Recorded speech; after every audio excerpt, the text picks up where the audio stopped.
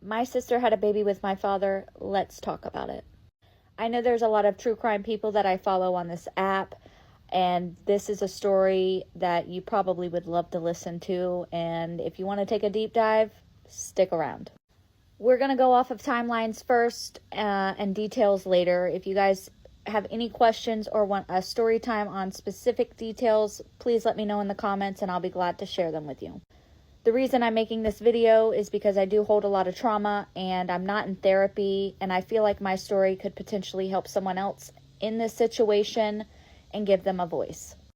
Hi, my name is Alyssa. I'm 26 years old and my father was put in prison in 2013.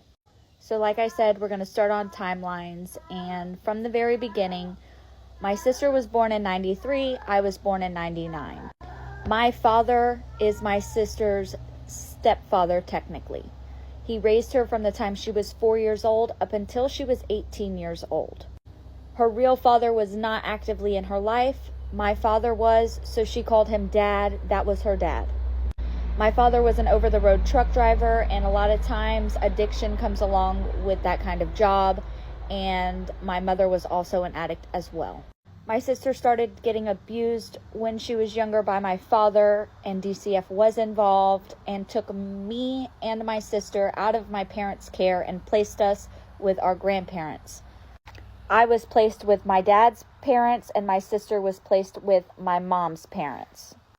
During this time of being placed with my grandparents and my sister being placed with grandparents, my mom decided to stay.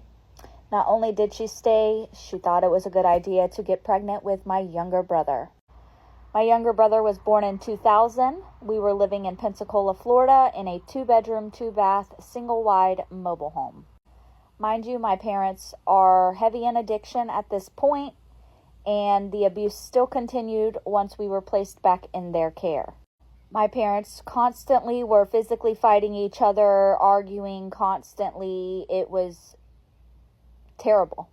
A couple years go by and my parents decide that they are going to get clean and get on a straight and narrow path. We moved to Cantonment, Florida. I'm not sure the year. But as a child, I remember thinking to myself, this is amazing. We're going from a trailer to a block home with a pool and acreage. We're going to have our own bedrooms instead of 3 children all piled into one room. I thought it was going to be great. Little did I know, it was going to get worse. My parents decided to leave the addiction in the past, and my father decided to pick up another addiction with alcohol, and it was extremely severe. The abuse in the home continued to happen all the way up until my father was put away in prison in 2013. My mother claims that she didn't know how to get away from this man. There was no opportunity for her to ever leave him. Blah, blah, blah, blah, blah. Now that I'm an adult myself with children, I know in my heart and mind that if something were to ever be happening in my household with my spouse and my child, I would leave. And he would probably leave in a body bag. But moving forward, the abuse with my sister and my father continued to happen in the house in Cantonment where we had lived. The man that owned the house also owned a lawn care company, and my mother started working for him.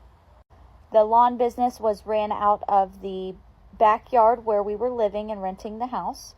We became extremely close with the owner of the house. He was like an uncle to me. We would go to his house. We would have parties and things like that, get-togethers and whatnot. And you might be thinking, why is this important? But we will get there.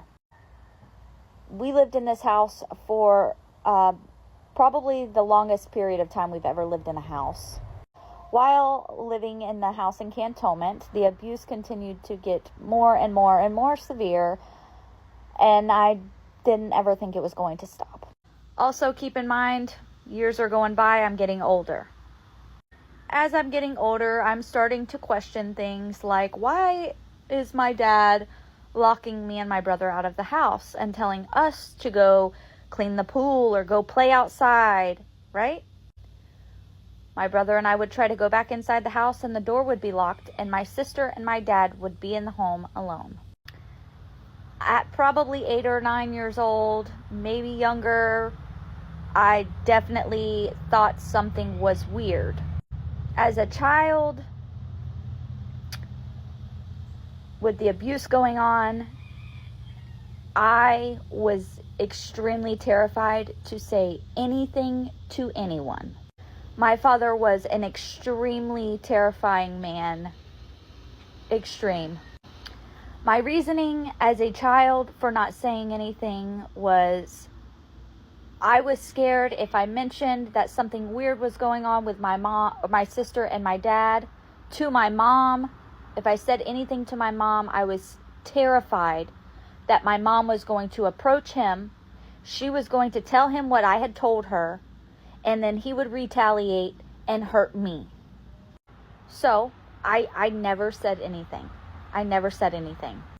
And yes, to this day, I do have guilt, and I sleep with that every single day. Now, the crazy part that comes in is, like I told you, the guy that owned the business, running it out of the backyard and the home we were renting from him, approached my mother and questioned her about my father and my sister's relationship, that it was weird. Mind you, this came out of the blue, according to my mom. She questioned my dad and my sister, and they said, no, nothing's going on, right? Me, as a mom today, if any outsider is coming to tell me that something is going on, or I think something's going on with your spouse and your child, done. Before it even got to this point, it should have been done. So the landlord / lawn business owner that had questioned my mom about my dad and my sister's relationship, his relationship with my dad became pretty rocky, and my parents decided that we were going to move.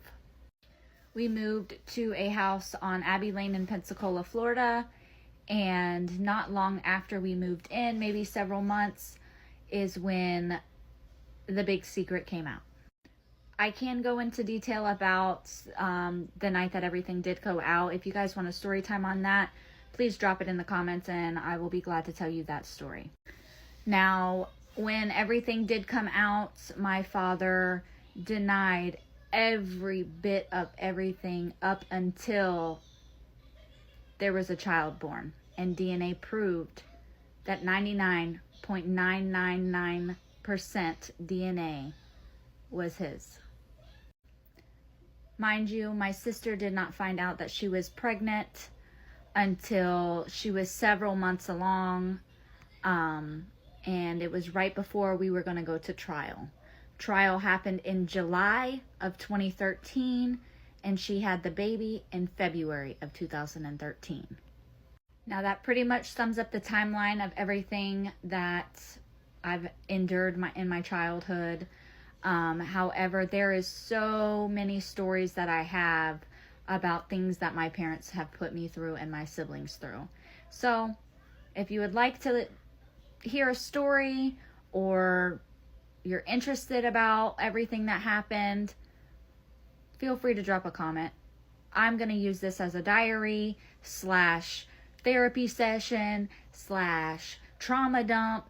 I don't care. I just want my story out there. It's been so long, and I've sat for a long time, and I just want to feel some sort of justice for myself.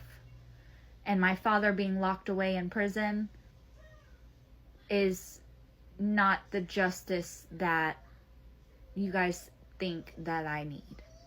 It's more than that. I hold trauma. I will hold the trauma for as long as I'm alive. So if you're interested, please stick around. I want to share this with everyone. I want to share this story. I want to help someone if they have been through something similar. Yeah. And that's me and my life. I feel like her parents should be ashamed of themselves. Both of them should be in jail. under what I think. I don't care. I think that abuse and all that, you can see it, and there's women who choose to not see it.